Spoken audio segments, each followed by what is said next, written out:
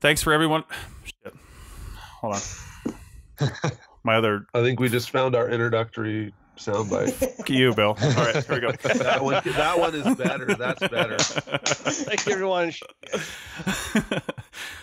All right. You are listening to the Archaeology Podcast Network.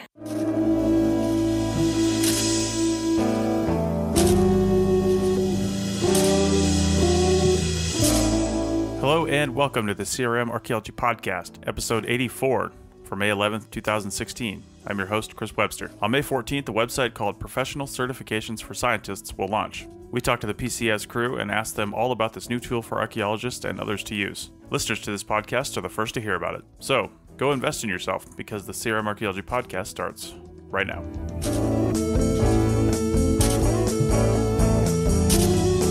Welcome to the show, everyone. Joining me today is Sonia in Utah. Hello. Bill in Arizona. Buenos dias. And Doug in Scotland. Hey. And Bill, what vehicle are you in today? Are you at home? I'm recording in my wonderful closet. It's my office. It used to be where people hung coats and like rain boots, but now it's where we record podcasts. Nice. Bill's our very own Harry Potter. So, all right. Harry might be more like it, but not Potter. Not Potter. Nice. All right. So we're recording this currently on May 1st. However, this episode comes out on May 11th or May 10th, one of those two. I've got to break in for a quick editing note here. So we decided after recording the show that we'd push the launch of the website to May 14th, as I said in the introduction. We also decided to launch with 10 videos initially instead of 20. It just made more sense from an organizational standpoint. Also, Deanna has decided to leave PCS so she can focus more closely on an upcoming academic challenge. She was, however, an integral part in developing everything we are and everything we have to say. Michael Ashley of the Center for Digital Archaeology and Codify has replaced Deanna as our 5th founding member. Also, keep in mind that everything we say is in constant flux and evolution. We have some long-term goals, but the path to those goals is by no means set in stone, and we welcome collaboration and constructive criticism. Okay, I think the stage is set. Back to the show. So, as you're hearing this, a few days before, on May 7th, a new website was launched and a new service called PCS, or Professional Certifications for Scientists. And I'm a part of that. And we've got 4 of the other founding members that are part of that. There's 5 of us total. They're all in the show right now. And we're going to talk about PCS and hopefully answer any questions that have been coming out in social media, likely over the past 3 or 4 days that we've been pushing this really hard. Again, we delayed the launch. But first, I just want to go around and have the PCS crew say hi, and so you can hear their voice and associate that with their name. So when they're speaking later, you know who that is. So let's just go around the virtual table, and everyone just say hi and give your full name, and then we'll go on from there. So we'll start with Josh. Hello, I'm Joshua Dunn. Jesse. Hi, I'm Jesse Schellmeyer. And Andrew. Hi, I'm Andrew Erickson. And Deanna. Hi, I'm Deanna Dichkovsky. All right, and we'll have the spelling of Deanna's name in the show notes and on the website. No, so all right, so what is PCS? We're not going to get into the background of PCS because you can only find that out if you have a beer with one of us on where the letters PCS come from. So that's a very private thing. So PCS debuted, like I said, on May 7th as a website. We launched with videos, instructional videos, and a job posting board with additional resources available on the website. So what is PCS? What are we doing with this thing? We're going to do a lot of talking right now, and we'll let the CRM podcast crew kind of listen to this and then chime in with questions on us and kind of grill us on what this is, because like I said, we're recording this early, so they haven't seen much of this either. So as we start to talk about this, they can generate questions and then they can, we can answer them. So let's start out real quick talking about just what PCS is. Maybe one of the other guys can do that, since I'm the host of this podcast and I'm feeling a little bit conflict of interest. I don't know. So, so how about Jesse? Jesse, why don't you just let us know what you think? Oh, what PCS? I know, and try to do it in 7 seconds or less. No, I'm just kidding. So tell us in your own words what PCS is initially, and then we'll get to where we're going. Yeah, sure. So PCS right now, what it officially stands for is Professional Certifications for Scientists. And it's identifying a larger problem, which we all kind of know, which is that we're not taught the practical skills we need to know that are actually required for the job in the field. And there is a lack of understanding of the best practices. And no one really provides a way to basically show that people have that understanding. So we've come up with a solution for that. And we're working towards a lot more solutions for that very problem. But yeah, that's basically it in a nutshell, I guess. Okay. And Andrew, why don't you tell us a little bit about the job posting board that we're debuting along with this? Sure. One of the things that I think most archaeologists have noticed is that it's hard to find good jobs and good information about the jobs that are out there. So we've come up with a solution based off of what are the things that an archaeologist needs to know when they're looking for a job, in terms of pay, location, duration of the project, those sorts of things that companies aren't necessarily used to posting in a typical job posting, but are very, very relevant to our field. So we've put together a job board that is focused on answering those specific questions, so it'll allow companies to get top talent right away, and for archaeologists to find projects that perfectly meet their need at any given time. Yeah, so here's a quick question for you guys on the job board. Are you guys going to set sort of any sort of standards in terms of pay and benefits that you'll allow people to post on? So in a sense, are you going to keep people from posting, jobs that's at minimum wage if it doesn't meet, a certain wage limit or a benefits limit, anything like that? Well, kind of our idea there, Doug, and that's a great question, is that we think that some of those jobs will weed themselves out as archaeologists have all the information available to them. And so what we've done is we've made it a requirement that companies post information regarding salary, per diem, how pay is given, when it's given, all of that, so that archaeologists can look and say, well, and see the full deal, that they're getting into. And we think that with all of that information, kind of the bad ones are going to fall by the wayside. Yeah, and I'll expand on that a little bit, Doug. What we're doing is almost every single field on our job post, all the important ones, are required. And not only are they required, but we're moderating the job posts. So if we look at it and somebody fills in an answer that's not really an answer, we'll quickly send them a message and say, hey, you need to revise this, and then we'll put it up on the job posting board. We'll respond within 24 hours to all the job posts because we know that they're time sensitive, but and we'll try to get it dialed in perfectly as possible. So to answer your question, like Andrew said, no, we're not eliminating the ones that are, say, minimum wage or just straight up crappy jobs in our minds, but we are requiring them to put all that information in and not be vague. So they can't just put up, hey, we've got a job, it doesn't pay very well, see who responds.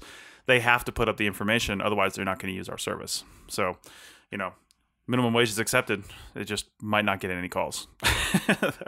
They might though. I mean, people need work. You know what I mean? So if it's local and you can drive down the street and go work for it, maybe minimum wage works out for you right now. I don't know. Anyway, yeah, that's where we're going with the job posting board. So a further follow-on question, if you guys don't mind.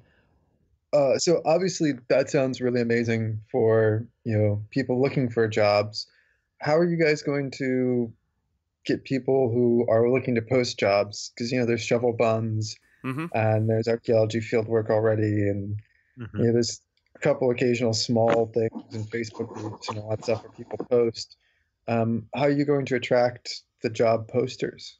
Well, I can answer that. We've put together a list of all of the active CRM companies in the United States, and we've got a flyer that we're sending out likely soon, and we're going to send that out and to promote the job posting service. So one of the things, because it's edited and it's not edited, it's moderated.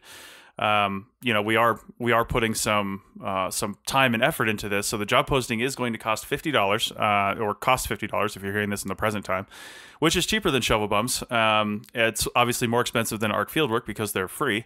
Arc Fieldwork is also not moderated, that's the biggest problem we're experiencing, is they're not moderated. So we're counting on our social networks and social media to put some of this information out there and have people start saying to their employers, hey, why aren't you posting on PCS? Because, we trust their job posts and things like that. We know it'll go slow in the beginning, but it'll be an ongoing process, and it's not a massive revenue stream for us anyway. We just want to have another option out there. Jesse, do you have more to add to that? Basically, the idea too here is that, like, since our job posting board is a little more thorough and it's asking different questions than a normal one, and I'll outline the way it's set up and everything, the format will basically help sell itself in many ways, because a lot of the issues that people have, even with posting jobs, is that it's not very clear, it's not very concise, and it doesn't get to a targeted audience. So that's kind of what we're trying to provide. And I think another good point to keep in mind is kind of the interface between the jobs and the education,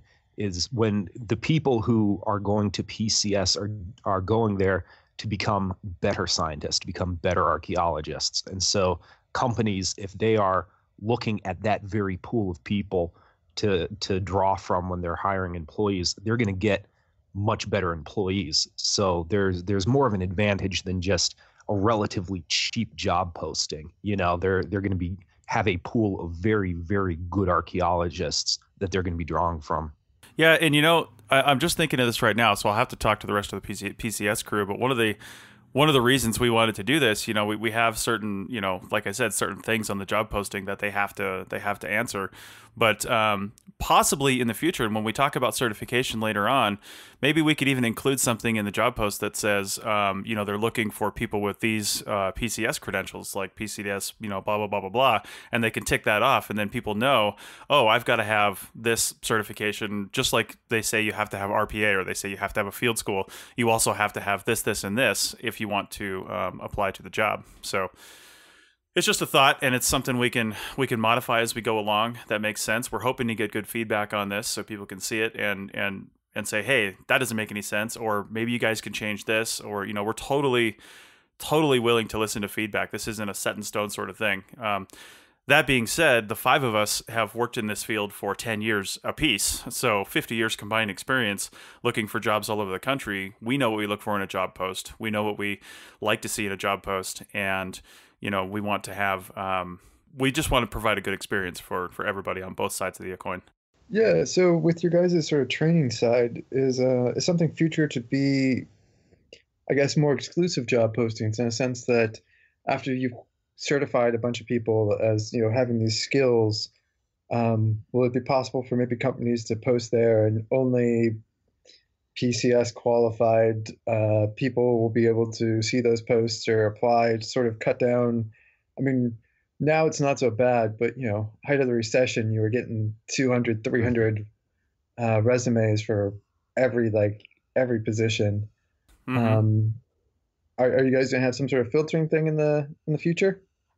Well, that's always a possibility. It just depends on the adoption of PCS as a certification program and how that goes. Like I said, it's all totally malleable, and we can change it, and we can do whatever makes sense. But I think that's a fantastic idea personally, and it ties into one of the long-term goals I've been thinking about that we haven't actually really fleshed out for PCS, because it might actually be a different company, but super long-term goal of mine has always been, for the last 3 or 4 years, I've been thinking about this since I was an aviation electronics technician, and I was working in an aviation temp agency, basically, that only had as temps highly qualified people in electronics and aviation electronics industry, and they would send us out to different places.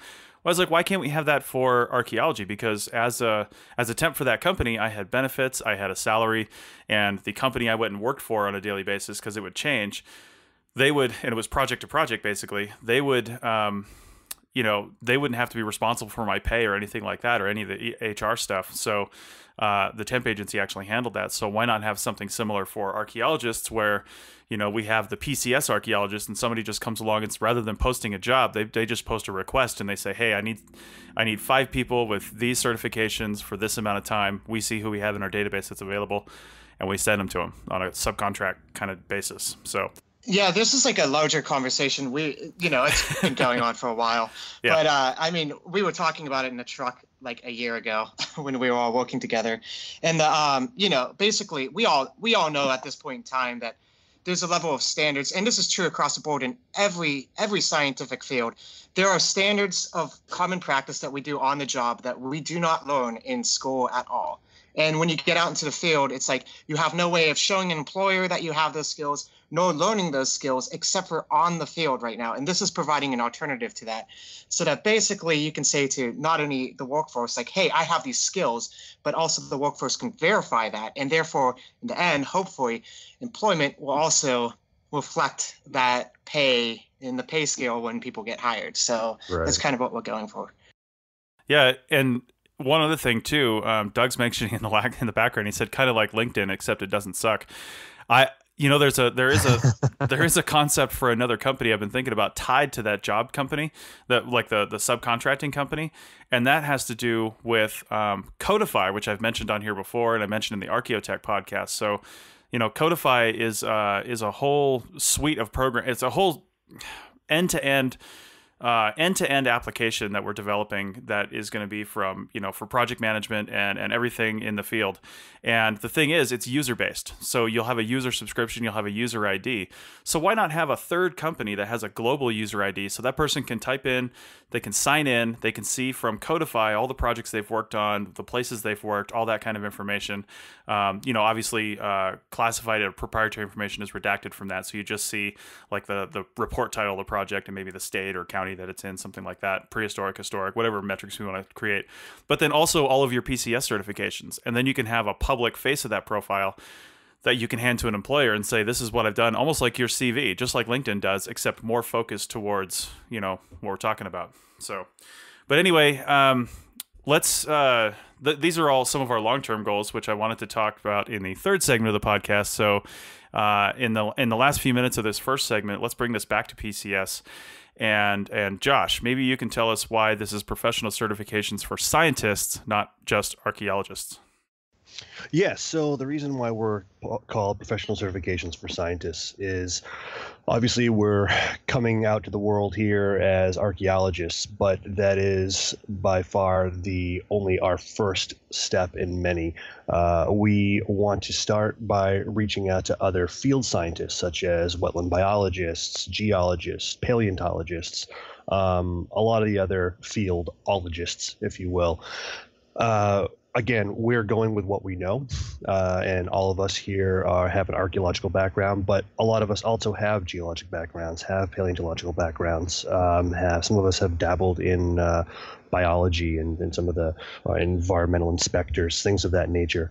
And what we want to be able to do is increase the viability of those fields as well. Archaeology is, again, going to be our starting platform, but by no means is going to be where we end.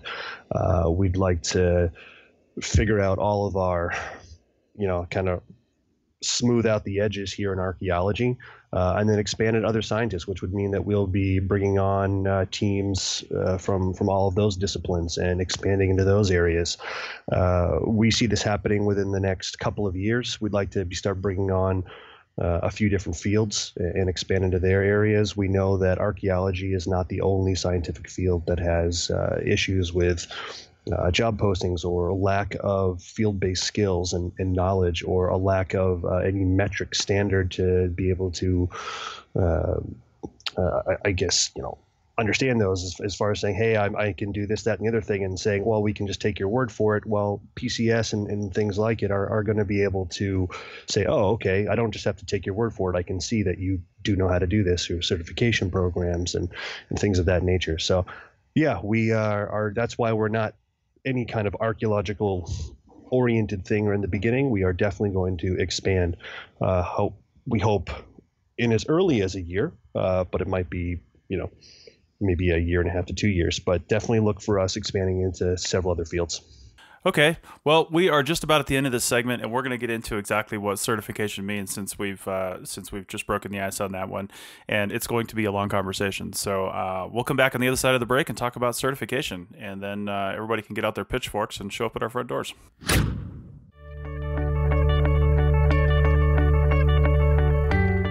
Profiles in CRM, a weekly podcast. Ask CRM professionals 8 simple questions. The first questions establish education, location, and experience. The last questions are a reflection of that experience, and the answers will surprise you. Check out the show on iTunes, Stitcher Radio, and at www.archaeologypodcastnetwork.com/profiles. On that page, you can also request to be interviewed for the show. It only takes 20 minutes, and you don't need any special equipment. Let's get back to the show.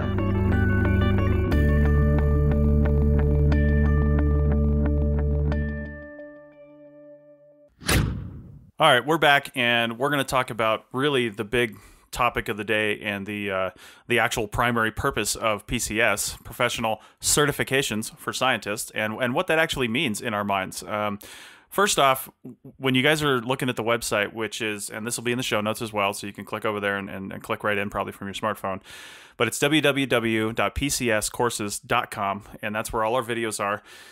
And right now, we have, as you're listening to this, we have approximately 20 videos up there. I'm saying that hopefully because I've got one that I'm still working on that's really being a pain in my ass. But so at least 19 videos up there, and they're intended to be a random selection of topics. There's really no coherence to them right now. They're just things that we put together as almost a demonstration to show that what we're doing and what we're capable of. These were shot with with a 1080p slightly, it's not a digital SLR, but a decent camera with a decent microphone and some decent lighting and things like that. And we've tried to put these things together. So we're putting these things in, and we're going to be getting better equipment as we go along as well. So as we launch this thing out, and then reshooting all the videos eventually multiple times as we update them. So, but anyway, that's what's on the website right now, in addition to some resources we have up there, in addition to some to the job posting board. So, and right now you can just go up and watch the videos. There's no tests, there's no anything. It's all very free, and it's all ready to go. So, but talking about certification, Deanna, why don't you give us a little idea about what we've discussed that certification means, and what our sort of time frame is for this thing? As Chris said before, what we have up now are some educational videos, and that's what we've produced thus far. And we're trying to develop and intend to develop a certification program to use those educational videos to better educate people. And then we intend to test them on the material that they've viewed. So we hope within maybe the next year or so, we'll be able to have something up. And we really want this to be a collaborative process as well. And we really want feedback, and we want everybody to tell us what they think they need, and how to give us comments on how well they think we've done with the topics we've covered thus far. Mm-hmm. So yeah, yeah, I don't know. I'm just gonna go. Sorry. Yeah, and like again, we're trying to make it so it's an expanded topic, but also not fall into complete chaos and compromise what are the best ideas. Make sure that they're actually the best ideas for what would reflect certification to be able to do our jobs at all the different levels of our jobs, and make sure that it's reasonable so that it's not something that is crushing or holding people back, not another hoop to jump through or glass ceiling, that basically holds people back from getting a better job or showing or demonstrating that they actually have these skills that need to be reflected time and time again. And what we're hoping is that this will be run by both people at the top and the bottom, so that it becomes something that, more fully reflects our field, and it isn't something that, basically people are dictating from the top or trying to get past at the bottom, and companies can have a way to verify, yes, in fact, they actually do know the things that we're asking them to know, and the employers can be like, yes, I actually, in fact, do and know what you're asking me to know. So that's kind of our goal in the end here. Yeah. Exactly. And along with that, this is going to come with a cost, because it's not free to put this stuff together. But the cost is going to be minimal. And one of the reasons for that is because we know that, we know that archaeologists don't make any money, and this is what we're building. This is what we're putting this out to initially. But we want people to, as I said in a post on Archaeo Field Techs, invest in themselves and invest in their own futures and their own careers. So, it's going to take some work to get through our certification levels, and maybe I can have Deanna talk about that in just a second here. But it's going to take some work to do that because our videos are intended to be 5 to 10 minutes long, and we're looking at something around 40, 50 videos per level, and we'll say what that means in a second, to gain certification. So and also a lot of this stuff might only be again, we need to work a lot of this stuff out, but some of this stuff might only be available for like a field season that you're certified for. So you come back the next year and you do it again, a really short sort of thing and a really cheap thing that you can do year after year to maintain your knowledge level. So that's why these things are short. And to add to that, the idea here is that we're forming as a nonprofit so that we can keep those costs minimal and not have to worry on the field to pay for itself. Essentially, we can bring this to a wider audience, which is important too, because all of the videos and all of the resources we're making will always be free, so that people can learn the information and have access to this in a public knowledge kind of sense, so that it's not limited to just like, oh well, I'm getting a certification for archaeology. It'll be more expanded than that. Yeah, we're currently gaining our nonprofit status actually right now. So our whole intent is to be a beneficial educational resource for archaeologists. Now, like I said, like Jesse said, their videos are going to be free. There'll be a resource where they are free. You can just go watch the videos anytime you want. But there will be the paid services certification, where at the end of the video, there's a short test that you have to take, 10, 15 questions, just to make sure that you didn't just hit play and then walk away, and it just tests your knowledge on the video that you just watched. So that's that. And Deanna, why don't you give them a quick idea on the levels that we're discussing having? Sure. So at this point, we're envisioning 4 levels. The first is the field tech level. The second, a crew chief. Third, field director, project manager. I think we're putting in the 3rd level, and then the 4th would be principal investigator. And so what we're hoping to do is have groups of videos that we can put together that are tailored for each of those individual levels.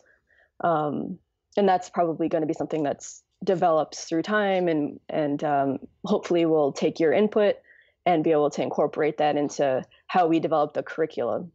And yeah, so we're also talking about ideas of how we include experience into that formula, and also like what means certification and what means membership. It's really still in the brainstorming phase, and that's why we're talking about expanding into a larger group of people to help us also brainstorm a bit. But yeah, I think too it's important to note that the whole purpose of this is for the scientist, that an archaeologist, for example, he knows that he can accurately describe a can, or if he's unable to do that he can't. And this is going to be a resource where he can learn how to do that if he doesn't yet know, and if he does know, he can prove that he knows, and that will make him more marketable to good employers. And in the end, that will make the science that comes out of what we do better. Yeah, and there's a bit of a conversation going on in the background here I want to touch on a bit about, because everybody's going to talk about university professors and, well, isn't this why I get my graduate degree? And it's part of the reason you get your graduate degree, but it's not a full, complete picture, because this is a profession, and it's not so much the university level isn't so much geared towards the profession of CRM. And this is true with all sciences. I had a great conversation with a microbiologist about how, universities are sort of like the trying to put the square peg in the round hole again. The idea that they don't actually meet the demand of the market. And you get a lot of people who get their PhDs in microbiology, and they don't even know what micropipetting is. And it's like, that's a common feature within that field. So, Yeah, I got to say real quick, universities, especially when it comes to the anthropology department, they are actually. So first of all, universities, especially, the University of Arizona and all the ones that are in red states where money seems to be scarce for the people, they're all trying to find ways that they can increase enrollment, right? Because the state is cutting back their budget. So the way that they're doing that is to try and get as many students as they possibly can. And one of the ways that they're trying to get students is by creating courses that actually do give some kind of real world experience or connect people to the job market after they graduate, right? So in anthropology, we've been noticing that it's more and more difficult to recruit students at the undergrad level because there's a never-ending barrage of worst fields, worst things to study in college articles that come out, and they always put, social work and anthropology and anything that actually makes life good on that list, right? And their number one thing is they're saying you can't make any money doing that. So this has really impacted the undergrad level because it's difficult to convince an 18-year-old kid that thinks that they're going to be pulling down, $70,000 with their BA within 5 years of graduation. It's hard to convince that kid to go into anthropology, even though they really love that field, right? Mm-hmm. So there is actually, and it's, moving, I think, at a titanic speed, a reverse course where more universities are realizing, if we don't get students in here, we're not going to actually have a department. And the only way to get students is to show them that you can actually make money and that this is a viable field, you can actually survive. So there is a lot more conversation in universities that you wouldn't otherwise think would be thinking this way in teaching more about cultural resource management, right? And so in the background, we've noted how it's difficult for professors to teach cultural resources because so many of them have experience in completely other realms. They're not really actually connected to the industry, right? It's difficult for those folks to do that, but also there aren't really a lot of resources out there for teaching this kind of stuff. We've all read Tom King's books like 4 times, and that's basically all there is. We've all read Newman and Sanford, multiple times, and that's kind of the end. And so at this point, there's, several other books that are good out there, but there's not really anything like that. If you compare stuff like business school or medical school, where there's more involvement from the industry, but also more opportunities for students to interact with actual doctors or, people that have been surgeons, people who used to work, in startups or tech companies, these guys are actually coming to universities and giving talks and things like that. The people who are coming to the university and talking in anthropology are folks that have done awesome archaeology somewhere in the world that's really attractive, but not cultural resource management. So it's not actually relative to getting people jobs. So this has a potential to create the curriculum tools that could be incorporated into universities. So it's probably not a good idea to just write off universities as, off in left field. But I think that if you design things in a manner that schools can use, I mean, they don't seem to have any problem telling students to buy a $180 physical anthropology book that they'll use for 3 months. What's their objection to using or telling their students to buy a $15 course or whatever, from you guys? Designing things with universities in mind might actually be one of the best things, because there's way more students in archaeology than there are actual archaeologists. Mm-hmm. Well, we're not writing off the universities here. One of the things is that we kind of see this like a tool, sort of like your tape measure eventually, that you're going to be able to watch like a 10-minute video and refresh yourself on how to, record a car chassis or something when you're out in the field. And you might not know that. You might have learned it in school, or even like tin cans. You might have learned some of the stuff in tin cans, but you forgot it, and you need to know at that moment. And it's like, all right, so watch a video for 5 minutes and boom, you know it, and you can get back to recording the site or whatever. And I think another point I want to piggyback on is we're talking about the cost, and we've mentioned a few times the cost of certifications. This is something that we haven't fully flushed out or developed yet, nor is it necessarily something that we've figured out who would be paying that cost. And I think you made a great point when you said, why would a university not, require this? Or maybe an employer might see a huge advantage to having all of their employees be certified, and they would foot that cost. So I want to make sure that we're not scaring folks away, saying that there's going to be a paid certification thing coming down the pike, but rather there's going to be this thing that's going to really help good archaeologists and good scientists prove that they have those skills. It'll help science in general, making sure that good people are doing good work. Yeah, and to get back to the bigger thing here is, this is across the board of multiple different fields. I've done some wetland biology, I've done some paleo monitoring, and, I've worked in a couple other fields in the sciences, and it all comes back to the same thing. There's no way for employers to verify that you actually know some of the basic things that you need to know when you enter these fields. And, we hope when people come out with a graduate degree or something else that like, oh yeah, they have a good understanding. Oftentimes it kind of misses the mark, and then you're out there training somebody how to identify flakes and you're like, man, if only there were a better way, so that's kind of what we're trying to fill the gap of. I want to jump in real quick on what Jesse was saying about that is that we're trying to create, kind of like help and create rather a good standard that's out there, like where you might have someone who's graduated from one place or another and they all come in saying they know how to do, we all know how to excavate at this level. And we all have our own understandings of what that means. But when they come in and they start practicing, they're like, oh, well, this is how I was taught how to do it. Oh, well, this is how I was taught how to do it. And it may not all be the same. There might be small variations, but we want to make sure that the science is done correctly. And we want to make sure that it's done, so when people look at it, they're like, oh, well, it was done in 15 different ways. How are you able to prove your results? One of the things that we'll be able to help with this through the certifications is creating that good standard, is creating, a best practices, if you will. Of course, that's going to, augment over time as we take in a lot of, experience and feedback from people. But that's one of the other benefits that we're hoping to create within the field itself is these best practice standards as well.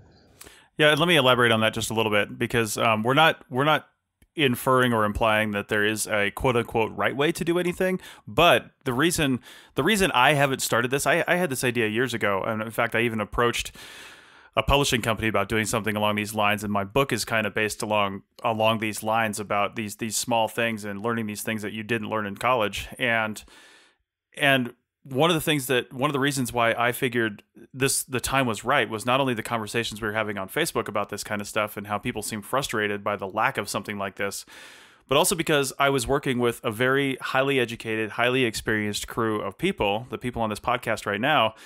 And I was like, this is the time. Let's put this together because while there is no quote unquote right way to do it, our method for creating these courses that you see is one of us will generally write it. They'll write the outline, then we'll fill in all the text. And then the five of us come together and we do what's called a table read on it. And Andrew, our on-screen person, will generally read through it. And then we'll go through and we'll say, wait, that doesn't make sense. We need to add this. We need to change this. That doesn't make any sense. Because we've all worked all over the country. And we feel like we're taking a really high quality average of what quote unquote right is, you know what I mean? So it's not there is one right way, but we're taking an average on the right way. So yeah, this is best common practices. So the idea is that like this is what we're doing now, and I totally see it as this comes out. I hope that our methods get even better and better because some of the stuff that we do in the field, I hope it gets critiqued as a general practice, and eventually in 20 years what we do now is not going to be what we do in the future, hopefully. But and the idea is that by getting this out there, saying that, hey, so when people get a job and when they're looking for a job, they like, for example, if you come out west and you're walking back east, you don't know what tin cans are because, to be honest, there are no tin cans. They're gone. They decay in the ground. So by the time you get out here and you're like, wow, this is really important. I need to know all of like what a hole in top can is. You didn't have that background from home or whatever. So. Exactly. We're nearly at the end of this segment. When we come back, we're going to talk about some stuff about course design and a little bit more about our certification and our existing goals. But one of the things I wanted to mention real quick, because I've already mentioned it before, was about Codify, and I think one of you guys mentioned the idea is for someone to be able to do quick refreshers. That's why these things are short. These videos are short.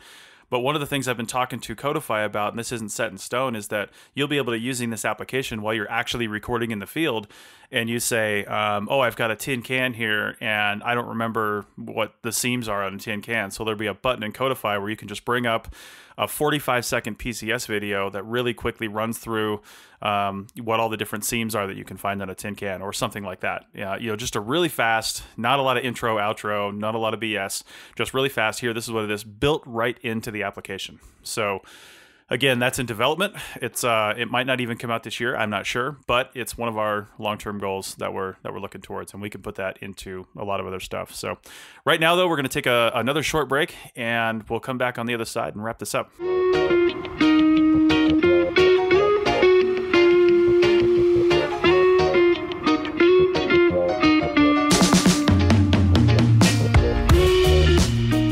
everyone. This is Christopher Dorr with Heritage Business International, and here is this week's Heritage Business Tip from the archive.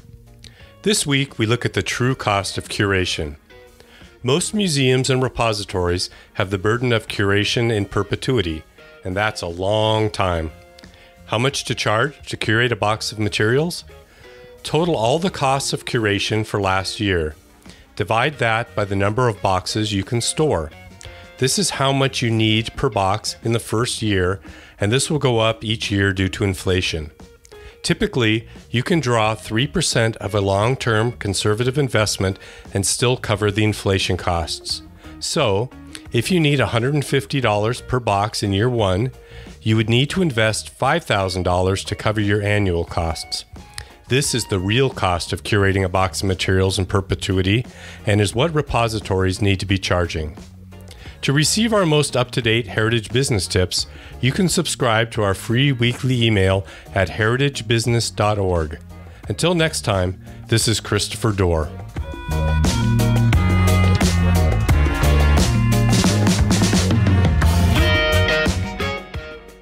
All right, we're back, and Doug's got a question based on something that's going over in the UK that's a little bit similar to what we're doing. Go ahead, Doug. Yeah, so over here in the UK, we have skills passports, which are essentially record-keeping booklets that people can take. They can go to, field schools, or when they're working on the job on CRM, or what we call over here commercial archaeology, they can then have like their supervisor sign it off, and it'll say something like, able to set up a 1x1 square. Basic skill level, yes, or an expert in, laying out 1x1s and so forth like that. So, and there's a couple of different skills passports. The main one is run by Badger and David Connolly, and that's become more of the standard, but there's different variations of it. And that's sort of become hot in the last couple of years as a way for people to validate their skills. And so they can go to an employer and say, yeah, I have this. It's been signed off by, different supervisors who can attest to I have these sort of skills. And when you guys are talking about certification, are you thinking about doing something along those lines, or are you thinking something like online tests, or are people going to go to like a center somewhere in each state and have a live demonstration to prove that they have their skills? How are you guys planning on doing your certification? So this is yeah. Well, actually, what we thought of, and this is why it's an annual sort of thing, for these certifications, and this is why they're super short, and they're intended for you to take basically year after year, but not necessarily the same courses year after year. So what we're looking at is, you'll be able to watch the video, and at the end of the video, if you're logged in and watching this on our PCS website, if you're watching it on YouTube or something, you just watch the video and do what you want to do. But if you want certification, you watch it on our website. At the end, will be a short multiple choice test, and you have to get 100% on it. So you can take it as many times as you want to get that 100%. It's just meant to test your knowledge and to make sure you actually watch the video, like I mentioned in the first segment, I think. And then, after you do that, you'll be quote unquote certified for that particular course, unless you're taking a series of courses, or what we're calling the level certification, like Deanna was talking about earlier. So, and again, we're fleshing all this out, so none of this is set in stone. But my kind of rough idea that I've talked to the other guys about for let's just say level 1 certification. For archaeologists, that would be a field technician. Okay. So level 1 certification in my mind would have something like, let's just, for a round number, we'll say 50 courses. And then, 35 or 40 of them are your base level 1 core curriculum that you would take no matter where you're at in the country. That includes regulation type stuff, artifact identification, a lot of the shovel bomb type things.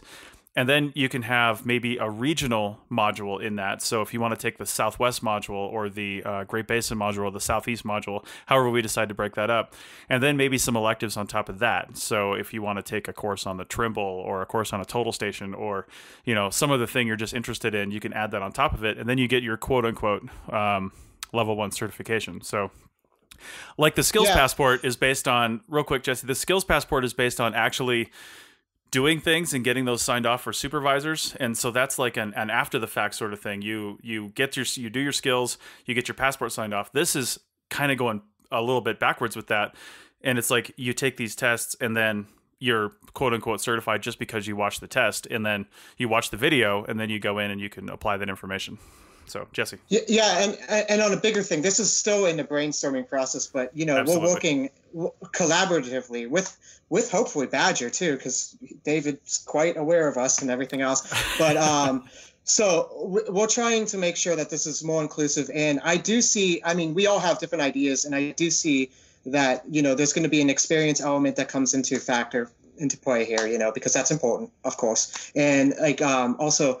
All the other factors, we're trying to invent new ways of doing this to make sure that it reflects best common practices and that you can demonstrate to your employer that, in fact, I do know what I'm doing. So by whatever means that is, if that's just videos or if that's a lot more, then we're going to make it a lot more. Yeah, and let me mention Badger just real quick because a few weeks ago for us, so I guess about mid-April timeframe, there was a lot of chatter about job posts and things like that on Archeo Field Tech's group on Facebook. And David Connolly of Badger, he jumped in and was like, hey, this is how we do it over in the UK with Badger. This is how we do job postings. Perhaps Badger should do some sort of North American version of Badger. And I won't tell you what the acronym they came up with that was. But anyway, so they said maybe we should do that. Well, I immediately contacted him and then had a long Skype call with David, and the skills passports, the videos they want to do, all their resources on their website. We talked about what we want to do. We talked about what he's doing, and we both mutually agreed to rip off from each other. So, we want these to be resources that aren't in competition. PCS has no intention of going across the pond right now and doing videos there, which isn't to say we wouldn't partner with Badger at some point in the future and do something collaboratively, that we can put together. But, or maybe even join forces way off in the future. Who knows? We don't want to have too much of a fracturing on this space. But anyway, we are in communication with them, and we're learning from each other. And, David's been doing this for a long time, and he's got a really tried and true method over there that people respect and appreciate. So we're definitely learning from him, and he's going to be taking some stuff from us as well. And, we've got some really good collaboration going on there. So, Doug, I don't know if that answered all your questions or not, but that's about what we're looking at. It did. So shifting gears just a little bit, I want to talk real quick because undoubtedly some people are going to ask us, and I've already alluded to this, but some people are going to ask us what makes us so qualified to make these videos. What makes us qualified to do any of this? And I've mentioned, we've all got a ton of experience all over the country, so we're bringing that together. But that being said, we're not doing any videos right now or ever that we're not confident that we know the material. We're not confident that we're experienced enough to create these videos or find the resources to create these videos. So as we move on and as, funding comes in from various sources, we will be working on our regional certifications and some more specific things, like especially when you branch out of archaeology. I mean, none of us know anything, not enough from a professional standpoint to discuss things outside of archaeology and create videos. So we'll be looking for subject matter and regional experts to help us fill in the gaps on these things. And, we're going to wait until we can actually pay them for this information, like similar to the way encyclopedias pay for articles. We'll say, hey, can you put together an outline for this video? And then we'll do all the work to shoot the video and do all that stuff. But we will have subject matter and regional experts create these topics that we simply don't know enough about to create them. Now, we'll probably still table read through these things and add and move things around as we see fit. But, all this stuff will be looked at and at least vetted by people who actually know what they're talking about. Yeah. Oh, hell. Who's qualified for any of this? All of us, because no one else is doing it. You know what I'm saying? After us, that'll be the question of, are you qualified? But, for you guys, you're the first ones there since there's no qualification. Yeah, you guys are qualified. Yes. Well, and the idea, too, is that, like Chris said in the beginning, we have half a century of experience. We've worked in every major region of the United States. Collectively, we've worked for 1/5 of all the CRM companies that are out there. We understand a good level of it. And when we vest it through all 5 of us, we are getting a consistent product that's well researched and put forward, with resources attached to it so everybody can see exactly where we're getting our information. And all that's coming to a head so that, we have something succinct, well done, that people will understand. And it won't be, oh, well, I heard X, Y, and Z. It's like, no, this is what the facts are. So, yeah. And I think it's important too to just reiterate that we are never claiming to be the be all and end all, but rather this is just going to be a one-stop shop for best common practices. And as we move forward, it's going to be a collaborative project. We're going to be getting input from people throughout the archaeology community, throughout the scientific community. But for now, this is just best common practices. Yeah, and I gotta say, and what the biggest point of all of this is, it's like, this is to teach people the skills they need, from whether or not that's like learning how to schedule RFPs so that you're not running from crisis to crisis from projects, or if that's identifying a resource in general that will teach people anything on that is so necessary right now, and it needs to happen.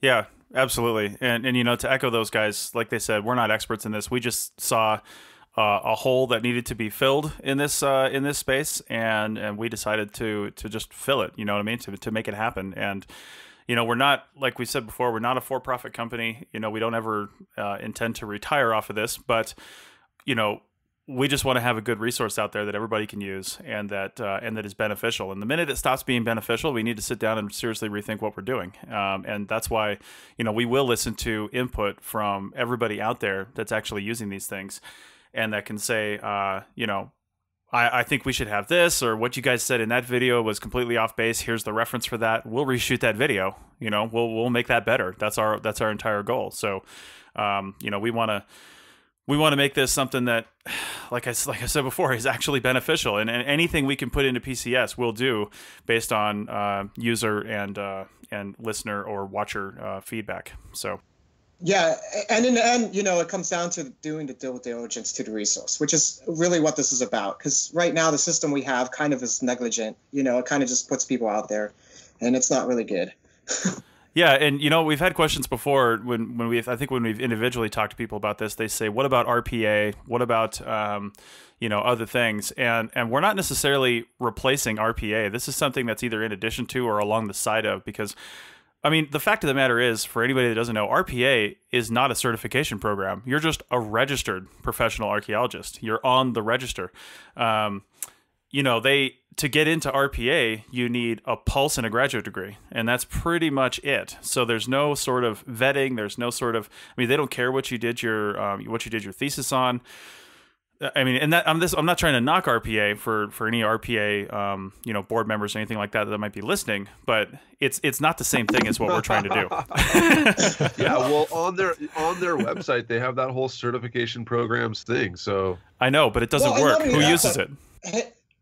And not only that, but in the end, you know what? If RPA wants to work with us, we want to work with them, to be honest with you. And that's how I'm looking at this the whole way across, is everybody that wants to work with us, let's work, If you just want to, complain and, section yourself off in a corner, then, we're not going to work ahead. But by getting the whole community together, we can push something forward that will be way better than what we have now. And this is why we're dropping this like we are. We just want to put this out there, get some feedback, get some responses, and see what people think about it. We decided not to approach RPA or SAA or SHA or any of those other people that put out, their little courses or webinars and things like that.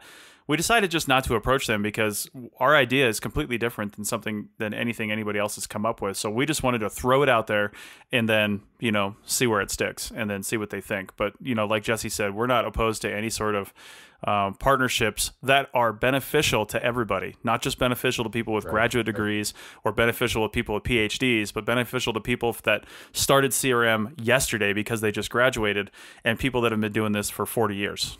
We want it to be beneficial to everyone. And that's from the top down the whole way, companies Absolutely. too, what's beneficial to them. So it's reflective across the board. No, I think at the end of the day, and ultimately when we're talking about beneficial for them, we're talking about beneficial for the science, because that's what this all comes back to, is making good scientists better. That we want to make sure that the science that comes out of the hard work that we're all doing is great. And that's what this really is all about. Yeah. And also what this leads into is something I've been harping on since day one when I became a field tech, and I didn't know how to use the standing shaker screen. I had no idea. This comes back to quality of life for everybody, and quality of life is not just quality of life is not just, I'm getting paid a lot. Quality of life is I'm actually satisfied and happy to go to work every day. Maybe you don't actually like the employer you're working for. I'll give you that. But you like the work that you're doing, okay?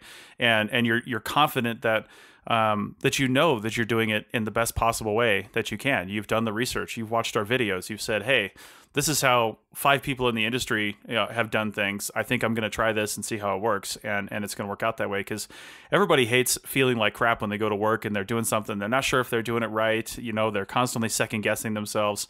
That's a huge quality of life issue. And it causes people to, to really, feel bad about themselves, let's be honest. And then possibly get out of this field when they feel like crap for an entire project. And then they go 2 or 3 weeks without work. And they're like, well, maybe I'll just get out. Maybe I'll just go work at Starbucks. Maybe I'll just go work at the Gap, and then they never come back. Yeah. So.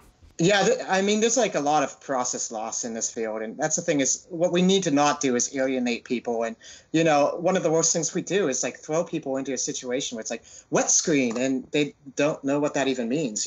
So that's what we're literally trying to do is take the curtain away from the wizard and show those techniques so people have a clear understanding. Yeah, absolutely. So, do we have any? I'd really like to get some questions from some of the other hosts. Bill, I think you were chiming in. Well, I was just going to say, it seems like basically while we were talking, I was looking at the RPA and the SAA courses that are on there. And of course, those don't have any certification, but they cover a wide range of topics. And it seems like every single one of them is taught by someone who's been doing this stuff for 20 years and has all the competencies and stuff. Mm-hmm. Whenever I've tried to take the SAA courses, I guess whenever I've saved up enough money to afford them, because that's the one thing that I always think is kind of crazy that they're, $100 a piece every single time. And that's if you're a member. But whenever I've tried to afford them, they're sold out. And so there's not just demand, there's massive demand. These things are sold out like, 20, 30 days in advance. And if you look at the SAA website for these continuing training webinars, they've been going on for a while and they cover a lot of excellent stuff. So it seems like there's demand, but it looks like it's in the form of these webinars and stuff. How do you think that your short courses on kind of, the basics that a lot of people think, well, maybe you could just read an article. Maybe you can read High on the Hog from, 1970 and learn about your cans from that. Or maybe you can read something from the historical archaeology I can't remember which one it was, approaches to material culture. How are you guys going to compete with that when it looks like everybody just wants to learn from a guru? Well, I can answer that because, our idea on this, and I've taken some of the SAA courses as well. And first off, let me just address the price. It should be free for members, I think. Why not? We're paying a lot of money for the SAA. But anyway, for less than the cost of a single SAA course, you can get level 1, level 2, level 3, level 4 certification, any one of those individual ones. So, let's just put that out there. But then the other thing is, don't think of this like the SAA. Think of this more like, and I'm going to say a word that might make it so I could never actually work for somebody again if I wanted to. Union. Think of us like that, okay? You think of plumbers. No, seriously, though. You think of plumbers. You think of all those other people that have a licensing program. This is kind of a backdoor into that, right? Without going the sort of national government federal route. This is sort of a backdoor to giving people, a voice and a way to come in and tell us, hey, this is what we want, this is what we need, and we're going to give it to them. And so and then that's not that we're experts in everything like we talked about earlier, but you said people just want to come in and learn from a guru that's been doing this for 20 years. We're going to contact those people. We're just not going to make people sit through a 2-hour course on project management. You can take our 10-episode course on project management and watch them whenever the hell you want to watch them, not when the webinar's on at 2 p.m. on a Wednesday, and pay $100 to do it. The portability of the course is definitely something that's needed, and then the price is definitely something needed too. But I was trying to say that it seems like the way that everything's set up, you just want to learn from a PhD. People are willing to sign up to learn from a PhD, right? And so they might not see the value in this. Of course, you and I and all of us here all know that identifying a tin can or lithics properly is something that you don't necessarily learn until you do it. However, you can learn a lot by not having to do it. But it seems like we're all interested in learning about creative solutions to 106 undertakings or whatever, and maybe not looking at the low-hanging fruit. Mm-hmm. Direct story to this: a guy that works underneath of me has his PhD in anthropology of religion, and like really cool guy. I like working with him. But he came up to me, has no experience with a tin can, a beaded ribbed tin can. Was like, "Hey man, is this some period?" So there you go. Well, and so let me say two things before I go to Doug. He's got a question. Real quick, you don't need to learn from a PhD on how to record a can. Okay, so there's that. But for some of the courses that we do, we would like to have people who are incredibly experienced, and not that you need a PhD to do that, but for some people that are incredibly experienced, for one thing, we've got Bill, who will soon have his PhD. We've got Deanna, who may soon have a PhD as well. So, we will have PhDs, that being said. But also, like I mentioned earlier, we are going to be seeking out regional and subject matter experts. And these people are going to be the ones that are doing the SAA courses. And quite frankly, we may even give them a larger cut than the SAA has given them, maybe more beneficial for them to hit this kind of information. So, that's just... Well, I mean, as far as like profit sharing, I'd rather just have more courses. I mean, seriously, I'm with you guys on this. That the only reason I even started doing the blogging is because people were asking me how to do things, and then when I'd tell them, they'd just tell more people, and then it was like the next thing you know, there was all these people who were emailing me and asking me like, how do I find a job? Do you know so and so and all this stuff? So I just started writing a blog about it, right, and ebooks. Yeah. So this is basically the same idea. How do you recognize all these cans? Once you see those cans, how do you know they matter for the NHPA? Like all that different kind of stuff. They would hire me and have me go out there and help these prehistoric people do these historical artifacts because no one else wanted to learn it. And then they all thought that it was like super complicated. And then, the next thing you know, this opportunity is possible where I can actually just help people realize how they can figure out historical artifacts without having to actually be there with them. And just really quick to reiterate, Bill, is what we're doing is free. Our courses are free. Anybody can take them. If a high school kid wants to take them, they're free. It's the certification that people would be paying for. So if you're getting ready for a project and you want to go out and get brushed up on some stuff, come to PCS. You're going to have some free courses available to you. Yeah, and if you want to put those certifications on your CV so you can ensure that you'll get the job based on the high quality job posting you saw on TCS that said exactly what you need, then you can do that too. Okay, so we're wrapping this up. Doug, you had a comment that I've been meaning to get back to. Yeah, I was actually I've looked at the SAA, SHA. I've looked at your guys' first couple of videos, and it actually seems like there's almost no overlap. Aren't you guys basically focusing on a completely different skill set than what they're delivering? Not necessarily. Yeah. Well, yes, but then a resounding no, because yes.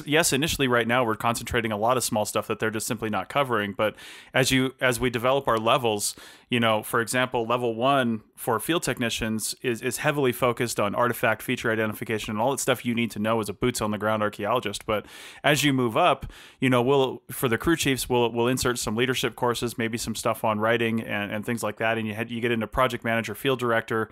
We'll have courses on proposal writing and report writing and things like that. And as you get up into PI, it'll be more focused around business development and other things like that. Again, we'll need experts in these fields to write these courses because not many of us have had a lot of experience in doing that. So luckily, I happen to know somebody who's writing some stuff about the business of archaeology, and they might be able to help us out. So anyway, any final questions? We're going to wrap this up in a couple minutes. Anybody? Well, the only thing I wanted to say is you guys are entering a wide open niche that I don't think is actually going to be filled by the traditional channels anytime soon. However, in order to support the growth, you got to find some kind of way for it to dovetail with what already exists, because universities, the SAA, SHA, these guys have been around for decades, hundreds of years, and the credentials and all that stuff. I mean, the college degree is what helps you become meet the Secretary of the Interior standards, not knowing how to identify cans, not any of that other stuff. So you got to find some kind of a way for it to mix, right? Mm-hmm. Public-private partnership. Yeah.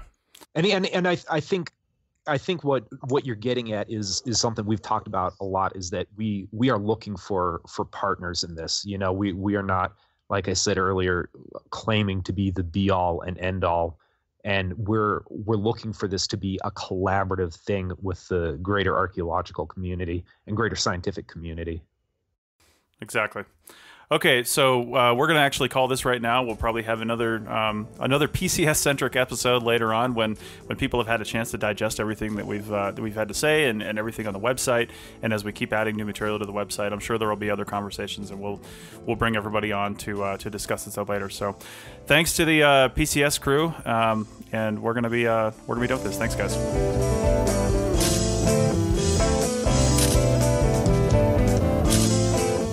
That's it for another episode of the CRM Archaeology Podcast. Links to some of the items mentioned on the show are in the show notes for this podcast, which can be found at www.archaeologypodcastnetwork.com/CRM-ARC-podcast. If you like the show and want to comment, please do. You can leave comments about this or any other episode on the website or on the iTunes page for the episode. You can also email me at chris@archaeologypodcastnetwork.com or use the contact form on the podcast webpage. If you'd like us to answer a question on a future episode, email us. Use the contact form on the website or tweet your questions with the hashtag CRMArcPodcast, or you can tag @ArcPodNet in your tweet. Please share the link to the show wherever you saw it. If you share CRM archaeology related items on Twitter or Facebook or anywhere else for that matter, be sure to use the hashtag CRMArc so the community can see and comment. If you'd like to subscribe to this podcast, you can do so on iTunes or on Stitcher Radio. You can also type the name of the podcast into your favorite podcasting app and subscribe that way. Don't forget to go over to iTunes and leave a review of the show. It helps us get noticed so more people can find our podcast and benefit from the content. Also, send us show suggestions and interview suggestions. We want this to be a resource for field technicians everywhere, and we want to know what you want to know about. Also, please consider donating to the Archaeology Podcast Network. Your donations help fund our bandwidth and contribute to our editing costs. Thanks to everyone for joining me this week. Thanks also to the listeners for tuning in, and we'll see you in the field. Goodbye. Bye. Bye. Thank you. Bye-bye. Bye.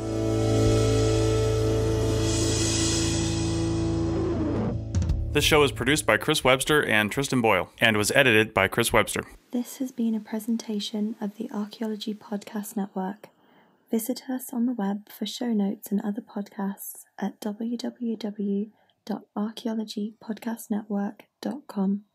Contact us at chris@archaeologypodcastnetwork.com. Thanks again for listening to this episode and for supporting the Archaeology Podcast Network. If you want these shows to keep going, consider becoming a member for just $7.99 US a month. That's cheaper than a venti quad eggnog latte. Go to arcpodnet.com/members for more info.